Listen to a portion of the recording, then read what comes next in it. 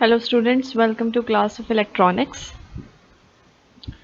In today's lecture we will discuss one of the configurations of PNP transistor. There are different configurations of PNP transistor, like in general there are different configurations of a transistor. Okay. We have common base transistor, common emitter transistor and common collector transistor.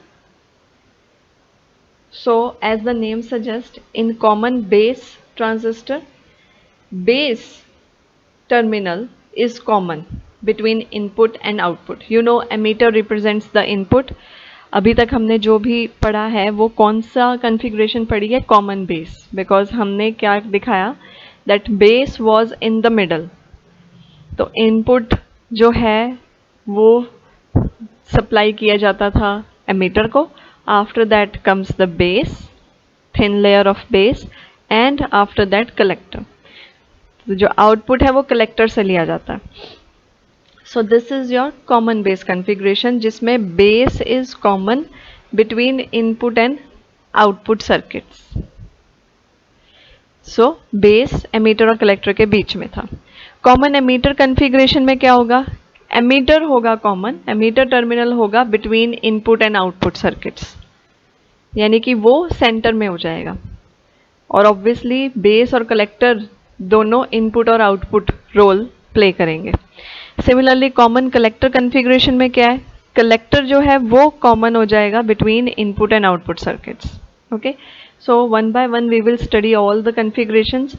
In today's lecture we will discuss common base configuration, और हम choose कर रहे हैं PNP transistor, जो कि अभी तक हमने पीएनपी से ही डिस्कस किया है.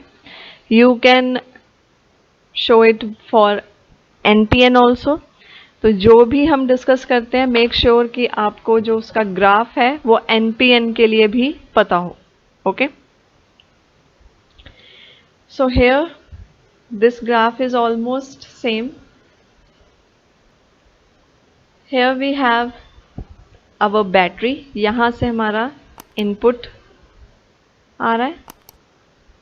ओके, एंड देन ये है आपके पास पीएनपी ट्रांजिस्टर. सो पीएनपी. ओके,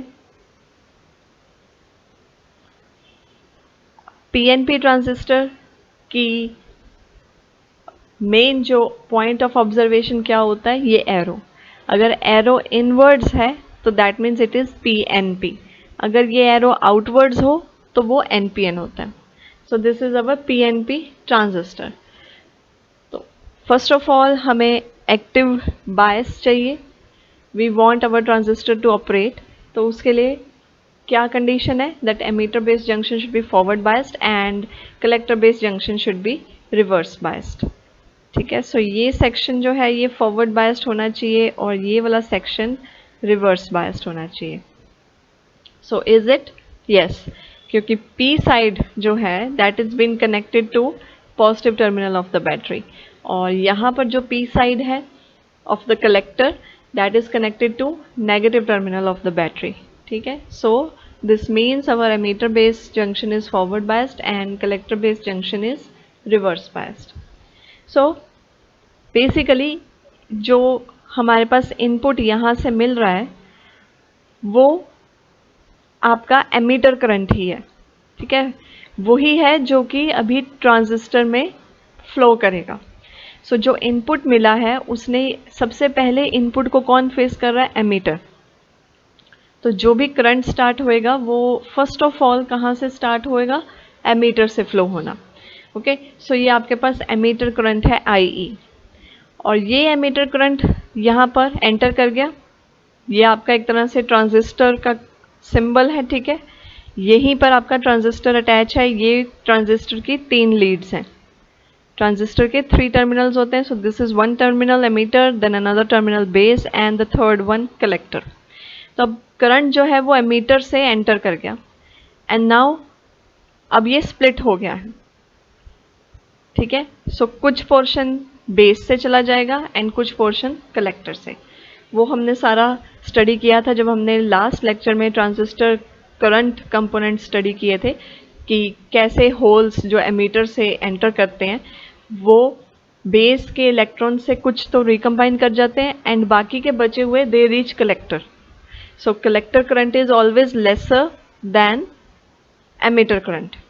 ठीक है, सो ये क्लियर है कि I E is basically I B plus I C. तो अभी तक हमने जो भी डायग्राम पढ़ा वो कॉमन बेस कॉन्फ़िगरेशन थी. Okay, so now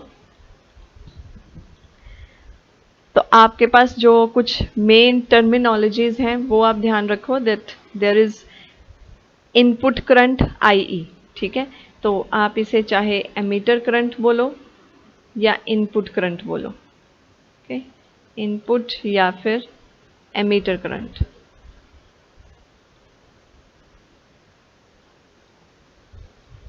then we have input voltage VEB. तो ये जो है this is your input voltage. Input voltage transistor के लिए. ठीक है, सप्लाई यहां से आ रही है. ठीक है, वो तो एक आउटर कनेक्शन है जहां से हमें सप्लाई मिल रही है, बट वो जो सप्लाई है that is being fade into this circuit जिससे कि एमीटर में करंट फ्लो कर रहा है. लेकिन फिर जो इस जंक्शन के अक्रॉस जो वोल्टेज जनरेट हो रही है, ठीक है, जो कि बैरियर को ओवरकम कर रही है, that is your input voltage. तो इनपुट वोल्टेज को आप इस सप्लाई वोल्टेज से कंफ्यूज नहीं करना. This is input voltage for emitter based junction, जो भी वोल्टेज है अक्रॉस एमीटर बेस्ड जंक्शन. ठीक है, then we have this IC which is this is your output current. ठीक है, तो आप इसे आउटपुट या कलेक्टर करंट कह सकते हो बिकॉज अल्टीमेटली यही मूव कर रहा है. ठीक है, और यहाँ पर जाकर हमें आउटपुट मिलेगा. So this is your output और कलेक्टर करंट.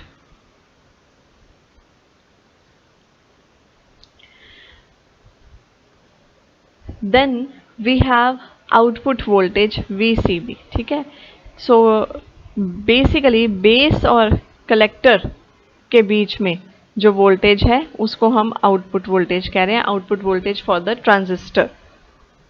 ओके, हम ये ट्रांजिस्टर की कॉन्फ़िगरेशन पढ़ रहे हैं और ये जो भी कंपोनेंट्स हैं ये ट्रांजिस्टर के लिए हैं. सो आप चाहे IE को एमीटर करंट बोलो या इनपुट करंट बोलो. Input for transistor. VEB input voltage है एमीटर बेस जंक्शन के लिए. Then IC is output current या collector current and then VCB is output voltage, basically base collector junction की voltage. अब देखते हैं relation between dependent and independent variables. So ये जो भी वेरिएबल्स हमने डिस्कस किए इसमें से कुछ डिपेंडेंट हैं कुछ इंडिपेंडेंट. तो ये हैं आपके डिपेंडेंट.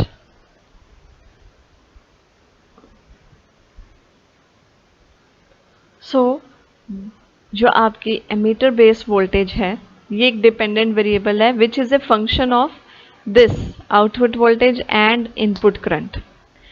ऑब्वियसली जो इनपुट करंट आएगा उसके बेसिस पे ही आपकी एमीटर बेस वोल्टेज डिसाइड होगी. ठीक है, बट ये जो आपकी आउटपुट वोल्टेज है इसके बेस पे भी आपकी एमीटर बेस वोल्टेज डिसाइड होती है. वाई? बिकॉज अल्टीमेटली ये सारा जो है एक सर्किट में कनेक्टेड है. तो ये जो रीजन है ये कितना रिवर्स बायस्ड है, इसके अक्रॉस कितनी वोल्टेज या पोटेंशियल डिफरेंस सेटअप हो रहा है, this effects VEB also. Supply voltage पे कोई इफेक्ट नहीं है, ये आपका बेसिकली इंडिपेंडेंट सोर्स है. ठीक है, बट ये जो जनरेट हो रहा है दैट डिपेंड्स कि कितना करंट आया, कितना मीटर करंट है. ठीक है, और तो कुछ नहीं है इस साइड पर. बट जब ये एक पूरे सर्किट में कनेक्टेड है और ये आपका full transistor is working, in that case ये जो आउटपुट वोल्टेज है that also decides this input voltage. Because if this varies, this thing varies, your VEB will also vary. Okay, and similarly ये जो आपका कलेक्टर करंट है that is function of course again output voltage and emitter current. अब जो collector current है कि जो यहाँ पर बेस कलेक्टर के बीच में पोटेंशियल डिफरेंस जनरेट होएगा उसी अकॉर्डिंग करंट फ्लो करेगा. एंड वी ऑल्सो नो कि जो एमीटर करंट है that is divided into base and collector region. So it's clear कि जो कलेक्टर करंट है वो एमीटर करंट पे भी डिपेंड करता है and then this output voltage also. तो हमारे पास दो टाइप के करेक्टरिस्टिक कर्व्स बन सकते हैं इन दो रिलेशंस के बिहाफ पे. For common base configuration of transistor हमारे पास दो टाइप के स्टैटिक करेक्टरिस्टिक कर्व्स बन सकते हैं. फर्स्ट वन इज जिसमें कि हम VEB और IE को प्लॉट करेंगे कीपिंग VCB कांस्टेंट. तो ये जो फर्स्ट रिलेशन है जिसमें कि VEB depends on VCB and IE, तो हम input current and input voltage के बीच में, बिकॉज इनपुट करेक्टरिस्टिक अगर देखना है तो उसमें हमें दोनों टर्म्स इनपुट ही चाहिए, राइट? तो बेसिकली हमने इनपुट वोल्टेज और इनपुट करंट के बीच में हम ग्राफ प्लॉट कर सकते हैं. तो फिर ये जो रह गया VCB, इसको हमें कांस्टेंट करना पड़ेगा. एंड सेकंड क्या कर सकते हैं, IC क्या है आपका, this is your output current. तो जो नेक्स्ट प्लॉट है वो हम ड्रॉ कर सकते हैं बिटवीन IC एंड VCB, क्योंकि IC किस पे डिपेंड कर रहा है, VCB और IE पे. VCB क्या है, आउटपुट वोल्टेज. तो इससे हमें क्या मिल सकता है, आउटपुट करेक्टरिस्टिक. ऑब्वियसली अगर हमने आउटपुट करेक्टरिस्टिक प्लॉट करने हैं तो हमें उसमें output current and output voltage चाहिए. तो फिर इस IE का क्या करना है, keep it constant.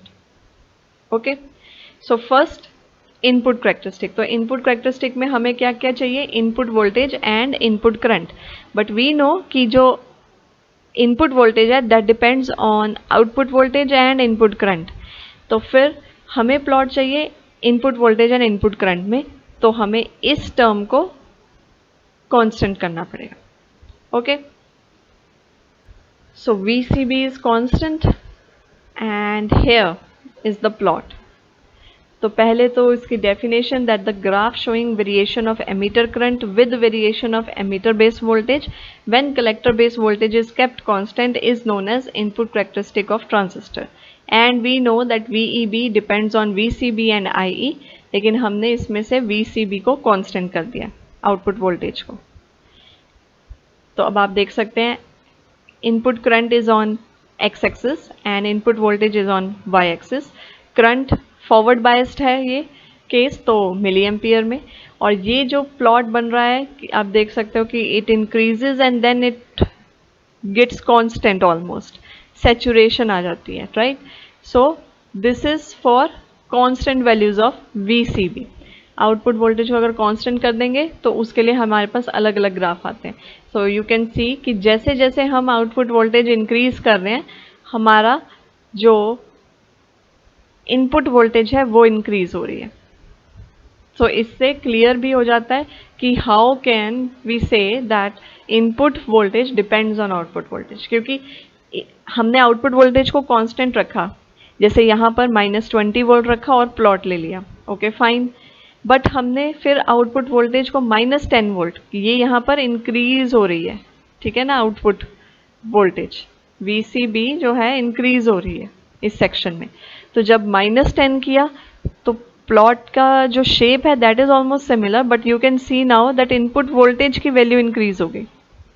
And then अगर आपने 0 वोल्ट कर दी ये आउटपुट वोल्टेज, तब आपका जो इनपुट वोल्टेज की वैल्यू है और इंक्रीज होगी. और अगर आपने VCB को ओपन सर्किटेड ही कर दिया, सर्किट से ही हटा दिया, देन यू कैन सी कि इसमें और भी जो ड्रास्टिक राइज आया, right?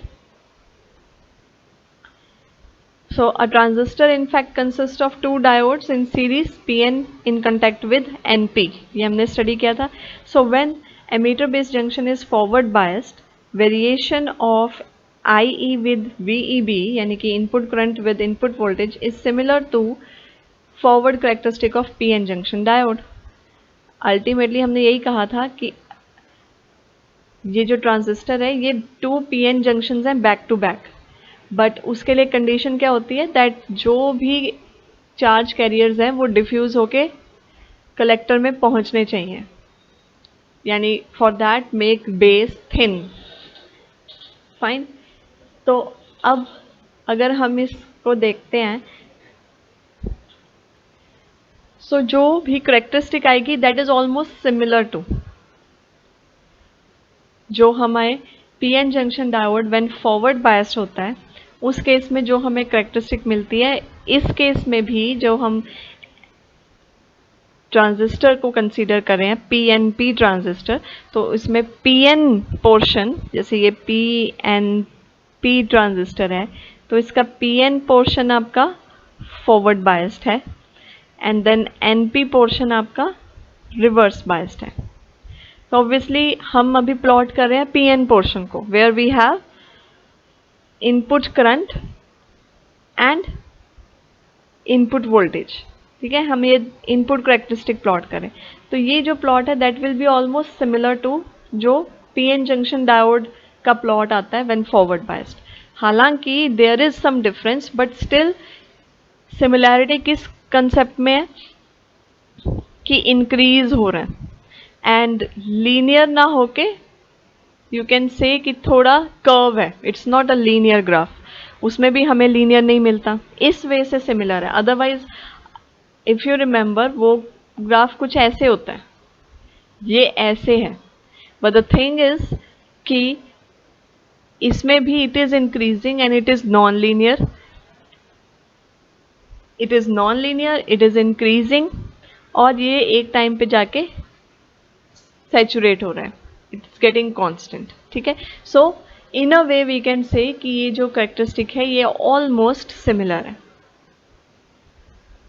So from the input characteristics it is clear that there is cut-in or offset or threshold voltage below which there is no emitter current or emitter current is very small। यानी कि एक कट-इन या offset या threshold value voltage की होती है, ठीक है, उतनी चाहिए, जैसे कि हेयर यू कैन सी कि ये जो प्लॉट है ये यहाँ से स्टार्ट नहीं हो रहा कि अगर आप ज़ीरो से इंक्रीज करो and it is increasing, no, हर सिचुएशन में no matter what is the value of VCB, output voltage चाहे जितनी भी रखी हो आपने constant, but always curve start from some initial value of input voltage. Okay, so that means कि emitter current को इंक्रीज करने के लिए एक पर्टिकुलर ऑफसेट या थ्रेशोल्ड वोल्टेज VEB चाहिए। अदरवाइज क्या होगा, अगर उससे कम होगी तो you will not get any plot और the current will not flow, emitter current flow नहीं करेगा। ठीक है ना, so there is a particular value of voltage जिसे हम कट इन वोल्टेज भी कह सकते हैं, ऑफसेट और थ्रेशोल्ड वोल्टेज, जैसे हम फोटो इलेक्ट्रिक इफेक्ट में थ्रेशोल्ड फ्रीक्वेंसी बोलते हैं कि जो इंसिडेंट फोटोन है उसकी फ्रीक्वेंसी थ्रेशोल्ड फ्रीक्वेंसी एटलीस्ट उतनी होनी चाहिए, only then electron will be ejected, otherwise not। Similarly here what is the case that जो VEB की वैल्यू है वो एक certain minimum जो भी है वैल्यू उतनी होनी चाहिए, only then emitter current will flow, otherwise it will not flow। so जैसे जर्मेनियम का ट्रांजिस्टर है, so for that जो इनपुट वोल्टेज है that has to be 0.1 volt and for silicon it's 0.5 volt। Now there is the case of early effect or base width modulation। हमने पहले भी discuss किया था कि जब आपका ट्रांजिस्टर बायस्ड नहीं होता, इन दैट केस जो उसकी विड्थ होती है, सपोज दैट इज W, तो वो हमने इस तरह शो की, okay? कि ये आपका portion and this is like this, चाहे आप PNP कंसीडर करो। ठीक है, सो एमीटर और बेस के बीच में भी there is a potential barrier and base और कलेक्टर के बीच में भी पोटेंशियल बैरियर है, तो जो वो विड्थ है उस बैरियर की या उस बेस रीजन की दैट इज फिक्स्ड। ठीक है, अब जब हम एमीटर बेस को फॉरवर्ड बायस कर देते हैं एंड कलेक्टर बेस को रिवर्स बायस करते हैं, in that case what happens, आपको पता है फॉरवर्ड बाइसिंग में पोटेंशियल बैरियर डिक्रीज होता है एंड रिवर्स बाइसिंग में it increases.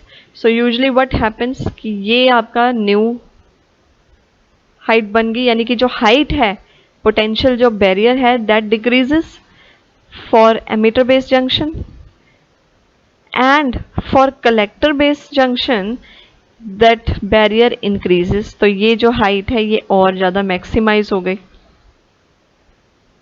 Okay, so here you can see कि ये जो चेंज आया है दैट वाज VEB, तो अब जो डिक्रीज इन पोटेंशियल बैरियर है that is V0 minus VEB। और फॉर कलेक्टर बेस रीजन जो चेंज आया है, जो इंक्रीज हुआ है, तो वो जो चेंज है दैट इज VCB। सो जो ओवरऑल बैरियर है अब वो बन गया V0 प्लस VCB। ठीक है, सो ये हमें पता है, लेकिन पहले हमने दिखाया कि the width is as such. लेकिन नाउ द थिंग इज कि जब ये सिचुएशन आती है that your emitter base is forward biased and collector base junction is reverse biased, तो उस केस में एमीटर करंट इंक्रीज होगा with increase in this input voltage at fixed VCB। यही हमने अभी देखा। ठीक है, एट फिक्स्ड VCB पे जो आपका एमीटर करंट है that increases with voltage. Okay, however अब क्या हो रहा है कि व्हेन VCB इंक्रीजेस, हमने ये देखा कि हम जैसे जैसे VCB को भी इंक्रीज करते हैं तो ये प्लॉट जो है ये थोड़ा सा चेंज हो रहा है। कैसे चेंज हो रहा है कि पहली बात तो ये जो कट इन वोल्टेज है ये बहुत ज़्यादा हो रही है। ओके, और जो ये इनपुट वोल्टेज है इसमें बहुत ज़्यादा राइज आ रहा है due to this output voltage. So जब आपका ये VCB इंक्रीज होता है उस केस में जो विड्थ है डिप्लीशन लेयर की कलेक्टर बेस जंक्शन की वो इंक्रीज होएगी। ठीक है ना, अगर आपका VEB इंक्रीज होता है हेयर, अगर आपका VEB इंक्रीज हो रहा है, इनपुट वोल्टेज इंक्रीज हो रही है, तो उससे क्या हो रहा है आपका पोटेंशियल बैरियर डिक्रीज हो रहा है। व्हाई? बिकॉज ये रीजन आपका फॉरवर्ड बायस्ड है। ओके, आपका ये जो पोर्शन है this is forward biased portion, ये पूरा। तो अब अगर आप इनपुट वोल्टेज इंक्रीज करोगे तो फॉरवर्ड बायस करेक्टरिस्टिक्स के अकॉर्डिंग एमीटर करंट या इनपुट करंट भी इंक्रीज होगा। करंट इंक्रीज होने का मतलब जो आपका बैरियर है वो डिक्रीज हो रहा है। तो यहाँ पर VEB इंक्रीज करने से आपका बैरियर डिक्रीज हो रहा था। ठीक है, लेकिन ऑन दी अदर हैंड जो आपका कलेक्टर बेस्ड जंक्शन है दैट इज रिवर्स बायस्ड, तो इसमें जो आपका बैरियर है वो इंक्रीज हो रहा है ड्यू टू दिस VCB। तो जैसे जैसे आप VCB को इंक्रीज करोगे आपका बैरियर इंक्रीज करेगा। ठीक है, सो हेयर हमने क्या देखा कि VEB इंक्रीज जब हो रहा है तो आपका बैरियर डिक्रीज हो रहा है फॉर एमीटर बेस्ड जंक्शन, लेकिन जैसे आपका VCB इंक्रीज हो रहा है उस केस में आपका जो बैरियर है वो भी इंक्रीज हो रहा है for collector based junction. It's clear? क्यों? क्योंकि एक आपका फॉरवर्ड बायस्ड है, एक रिवर्स बायस्ड है।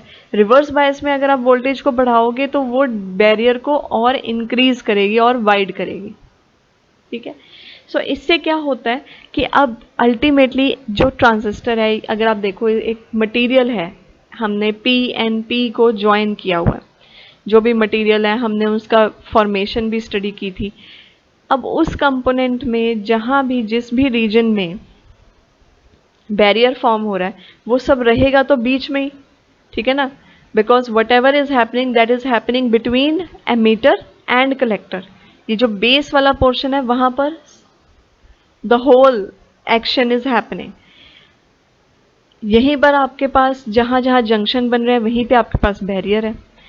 तो अब अगर आप VCB को इंक्रीज करोगे तो उससे, जैसे कि हमने यहाँ पर देखा कि हम जैसे जैसे VCB को इंक्रीज करें तो हमारे पास जो प्लॉट है वो थोड़ा चेंज हो रहा है। तो VCB इंक्रीज करने से we know that the width of depletion layer will increase, लेकिन वो जो इंक्रीज है वो कहाँ पर हो रहा है? अराउंड द जंक्शन, यहाँ पर इंक्रीज हो रहा है। ठीक है, तो ये जो इसकी विड्थ है, जो पहले आपके पास नॉर्मल W विड्थ हमने शो की, अब VCB के लिए इस जंक्शन की जो विड्थ है वो इंक्रीज हो रही है लाइक दिस। ठीक है, पहले सपोज आपका बैरियर था इतना, ठीक है, दोनों में चलो सेम लगा के चलो, दोनों में ये जो मैंने ब्लू से शो किया this is width of the barrier. अब ये पोर्शन आपका क्या है, ये दोनों केस है एमीटर, बेस एंड कलेक्टर। तो जब हमारे पास ट्रांजिस्टर बायस नहीं है, सर्किट में नहीं है, तो हमारे पास जो बैरियर है वो एक फिक्स्ड है दोनों के लिए, because ultimately P and P हमारे पास सिमिलर टाइप के सेमीकंडक्टर है ऑन बोथ साइड्स। ठीक है, अब जब हमने उसको सर्किट में लगा दिया एंड एमीटर बेस जो है वो फॉरवर्ड बायस्ड हो गया, ओके, फॉरवर्ड बायस्ड हो गया, तो इस केस में क्या होगा कि जो एमीटर बेस जंक्शन का बैरियर है दैट विल डिक्रीज। तो समझ लो पहले अगर ये थी इसकी इनिशियल विड्थ, तो अब उसकी विड्थ रह गई इतनी। ठीक है, और हमने इस बैरियर की हाइट को भी बताया कि दैट हैज आल्सो डिक्रीज्ड। ठीक है, लेकिन जो आपका कलेक्टर बेस जंक्शन है ये रिवर्स बायस्ड है। तो रिवर्स बायस में क्या होगा कि आपका बैरियर इंक्रीज होगा। तो वो पहली बात तो हमने हाइट से डिनोट किया, लेकिन हमने ये भी देखा कि जैसे जैसे आप VCB को इंक्रीज करोगे तो जो इस जंक्शन का जो डिप्लीशन बैरियर की विड्थ है वो इंक्रीज कर जाएगी। तो पहले अगर इतनी थी तो अब वो इंक्रीज कर चुकी है विड्थ। ठीक है, सो इससे क्या होता है, जो इफेक्टिव विड्थ है बेस रीजन की वो डिक्रीज हो गई। अब आप देख सकते हो कि पहले W का स्ट्रेच कितना था और अब W का स्ट्रेच कितना रह गया। बेस रीजन का स्ट्रेच तो कम हो गया ना। ठीक है, तो अब आप देख सकते हो कि W माइनस W डैश है आपकी बेस रीजन की इफेक्टिव विड्थ। ठीक, so if width of depletion layer at collector junction penetrating the base region is W dash, हमने ये दिखाया कि जो कलेक्टर का जो विड्थ इंक्रीज कर रही है डिप्लीशन लेयर की, तो ऑब्वियसली वो इंक्रीज करने के कारण वो बेस वाले पोर्शन को भी तो कॉन्कर करेगी, वहां पे भी तो वो स्प्रेड होगी। ठीक है, तो सपोज वो W डैश तक स्प्रेड हुई, तो हमारे पास अब जो बचा हुआ बेस का रीजन है वो कितना हो गया, W माइनस W डैश। ठीक है, so the effective width of base region is now W minus W dash. तो ये हुआ क्यों, क्योंकि हमने रिवर्स बायस वोल्टेज को चेंज किया, को वेरी किया, VCB वेरी हुआ, तभी तो ये सब हुआ, right. So this change of effective width of base region by reverse bias voltage of collector junction is known as Early effect और बेस विड्थ मॉड्यूलेशन। आपने बेस की विड्थ को मॉड्यूलेट कर दिया, बट ये हुआ कब, जब आपने आउटपुट वोल्टेज या कलेक्टर बेस वोल्टेज को चेंज किया, otherwise everything was okay.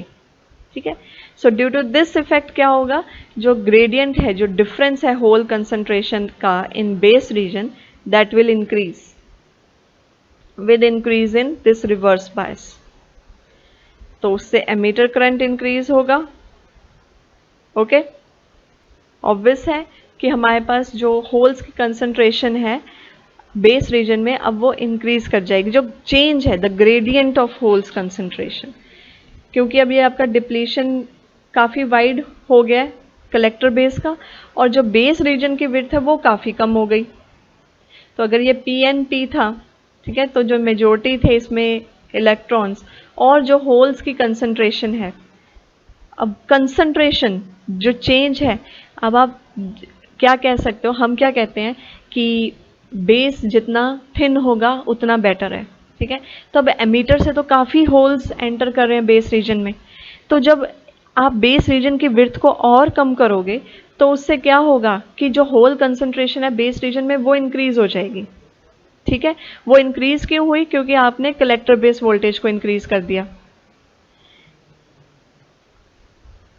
And due to this what will happen, जो आपका एमीटर करंट है दैट विल आल्सो इंक्रीज, और जो डायनामिक इनपुट रेजिस्टेंस है that is given by resistance voltage upon current.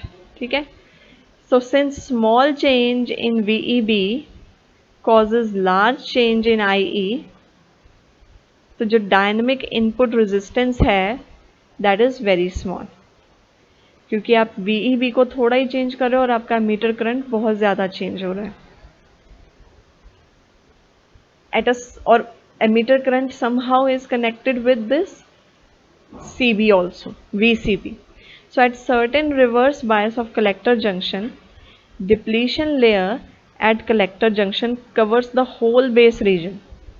तो एक पर्टिकुलर बाइसिंग पे अब आप देख सकते हो कि हम यहाँ पर बाइसिंग इंक्रीज कर रहे हैं, ओके बाइसिंग इंक्रीज कर रहे हैं और आपका एमीटर करंट तो इंक्रीज हो ही रहा है प्लस VEB भी इंक्रीज हो रहा है।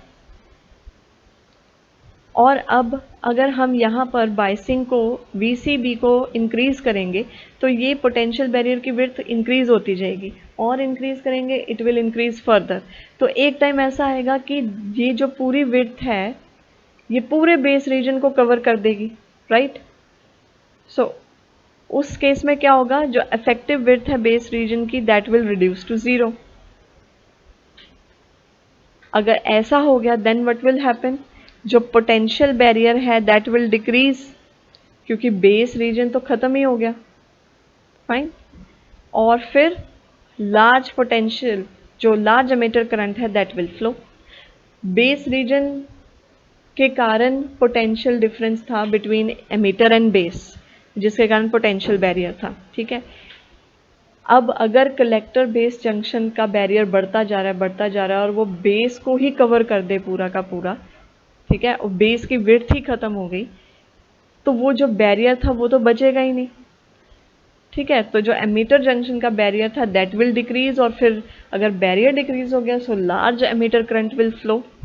सो इस फिनोमेना को हम कहते हैं पंच थ्रू, ठीक है। पंच कर दिया मतलब आपने एक ऐसा होल क्रिएट कर दिया कि जिससे कि without a barrier flow possible हो गया, okay. And the value of collector voltage at this situation is called punch through voltage, because ये हुआ किसके कारण, कलेक्टर वोल्टेज के कारण।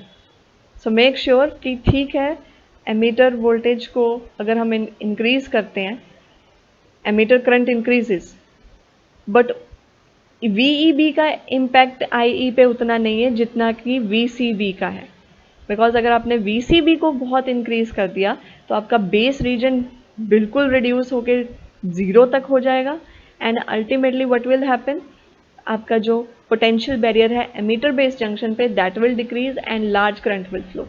तो वो हुआ किसके कारण, बाय इंक्रीजिंग VCB, ठीक है। सो इस फिनोमेना को बोलते हैं हम पंच थ्रू, एंड VCB की वोल्टेज जिसके कारण दिस हैपन्स उसे कहते हैं punch through voltage. Now let's discuss output characteristic. तो अब हमने देखा था कि आउटपुट करेक्टरिस्टिक में हमें output voltage and output current चाहिए। सो IC is our output current and VCB is output voltage, but we know this output current depends on both IE and VCB। अब हमने देख लिया कि VCB को चेंज करोगे सो IC तो चेंज होगा ही ऑब्वियसली, ठीक है। बट हाँ, यहाँ पर यू कैन सी कि अगर हम VCB को चेंज करते हैं तो IE भी चेंज हो सकता है एंड VEB भी अल्टीमेटली चेंज होगा।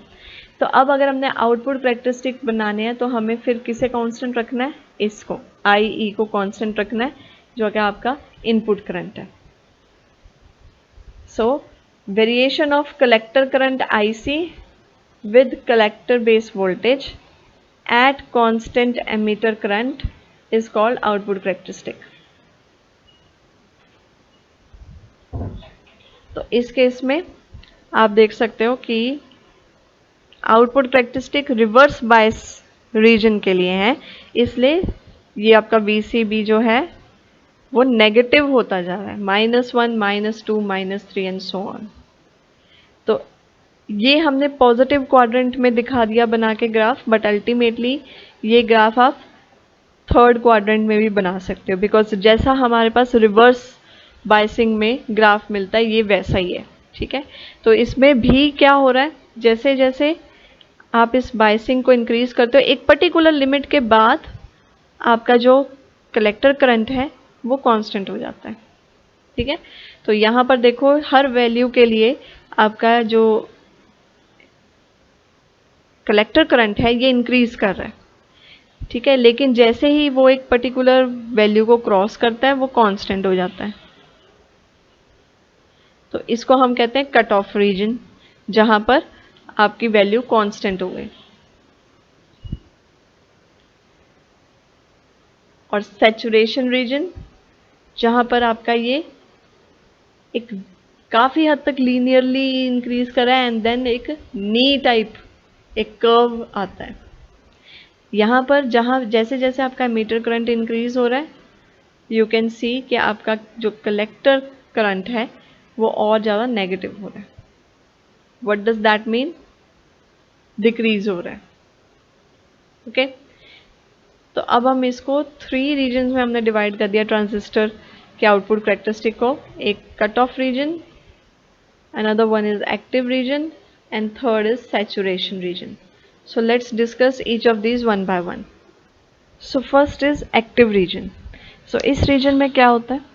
Emitter based junction is forward biased and collector based junction is reverse biased. We know this. अब अगर IE 0 हो जाए तो फिर क्या होगा? तो आपका जो एमीटर बेस पोर्शन है वो वर्क नहीं करेगा, बिकॉज उसको वर्क करने के लिए एमीटर करंट चाहिए। सो उस केस में जो आपका ये ट्रांजिस्टर है वो सिर्फ एक पीएन जंक्शन डायोड बन के रह जाएगा, having base and collector only. तो उस केस में जो कलेक्टर करंट होगा IC, that will be equal to reverse saturation current IC not.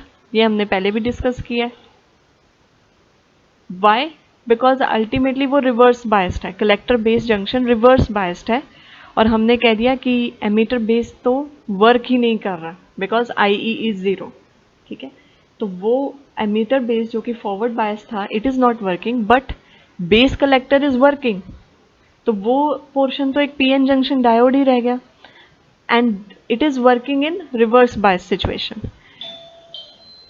तो जो भी करंट है that is your reverse saturation current, ठीक है। और ये जो आपका रिवर्स सैचुरेशन करंट है, एक बार जब ये सैचुरेशन आ गई IC नॉट, तो उसका मैग्नीट्यूड कांस्टेंट हो जाता है और वो इंडिपेंडेंट हो जाता है VCB के। Okay so here you can see कि एक टाइम पर आकर आपका जो करंट है वो कांस्टेंट हो रहा है।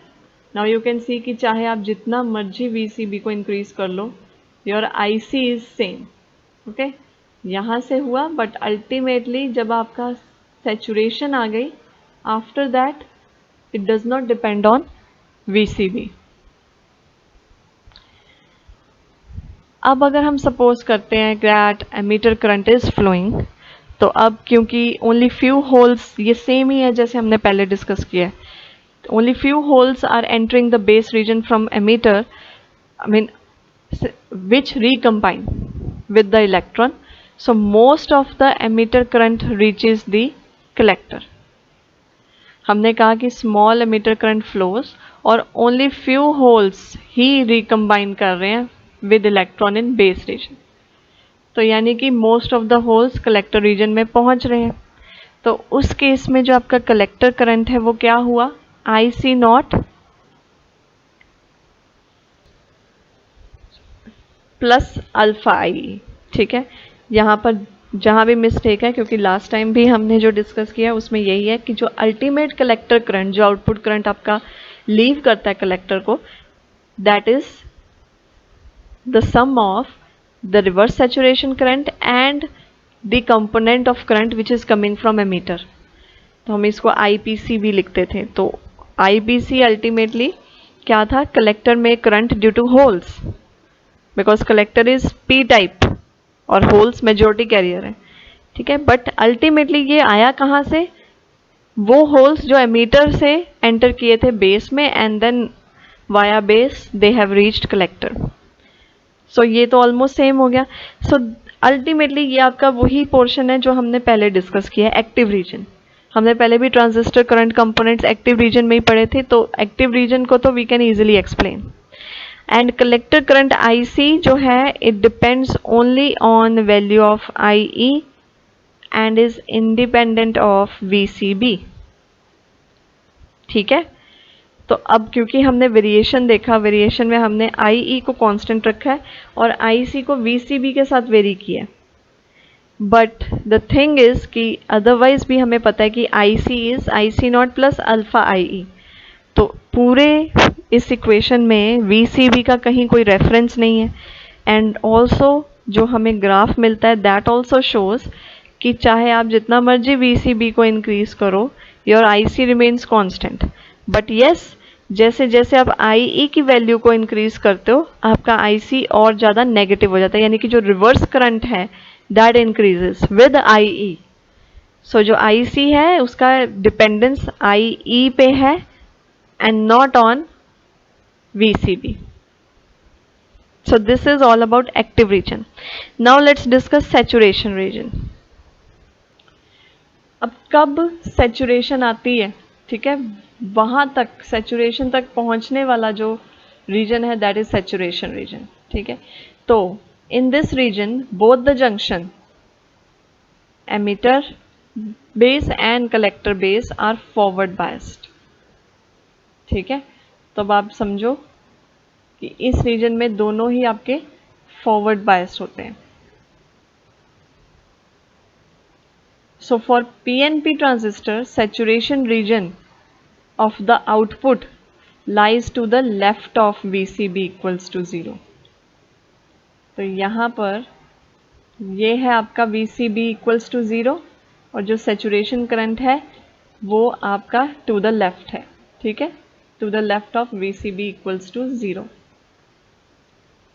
and above IE equals to 0। तो ये जो IE equal to 0 है उससे ग्रेटर होगा, बिकॉज अगर आपका IE 0 है उस केस में आपका IC भी 0 है, you can see here. And हमें पता है कि IC डिपेंड्स ऑन IE, तो IE को भी इंक्रीज होना होगा। In fact VCB is slightly positive, यही कहेंगे हम इसको, क्योंकि ये टू द लेफ्ट है। तो ये अगर -1 -2 -3 चल रही है तो ऑब्वियसली लेफ्ट साइड पर पॉजिटिव टर्म्स होंगी। तो VCB इज पॉजिटिव हियर। तो ऑब्वियसली ये फॉरवर्ड बायस सिचुएशन शो हो रही है, बिकॉज रिवर्स बायस में VCB नेगेटिव होती है, राइट। जब हम रिवर्स बायस करते हैं तो हमारी VCB नेगेटिव होती है। बट यहां पर वी आर सीइंग कि जो सैचुरेशन रीजन है वो VCB इक्वल्स टू 0 के लेफ्ट साइड पर होएगा, ठीक है। ये पोर्शन अगर आप देखो, ये सैचुरेशन कहां पर आ जाती है, तो बिल्कुल भी कुछ नहीं से बिल्कुल 0 करंट से सैचुरेशन तक का जो पोर्शन है that is your saturation region. लेकिन उसके लिए क्या है, फर्स्ट थिंग इज कि it is to the left of VCB।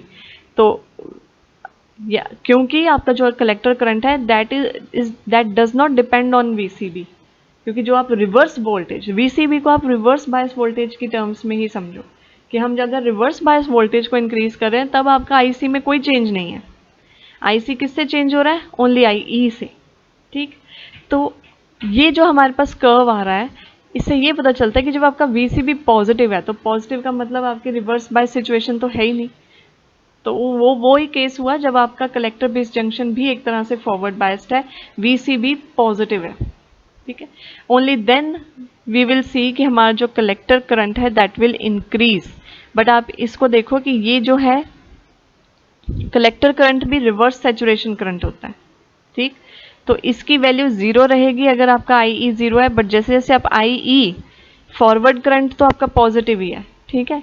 तो वो पॉजिटिव वैल्यूज ऑफ करंट के लिए आपका फिर IC जो है वो negative IC basically reverse current increase करेगा।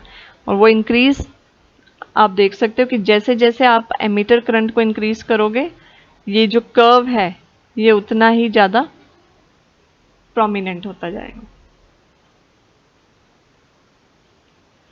ओके, सो जो कलेक्टर करंट है it increases exponentially, that is why IC increases with small increase in VCB in this region. The holes from collector crosses the junction to enter base region under the condition of forward bias, ये तो हमें पता ही है, and thus this whole current flows from collector region to base region. Collector से भी holes base में जाएंगे, तो this hole current flows just opposite to hole current from emitter region to collector region. Hence net hole current decreases. और अगर forward bias high है तो जो होल करंट फ्रॉम कलेक्टर है वो पॉजिटिव बन जाएगा, क्योंकि डायरेक्शन ऑपोजिट है.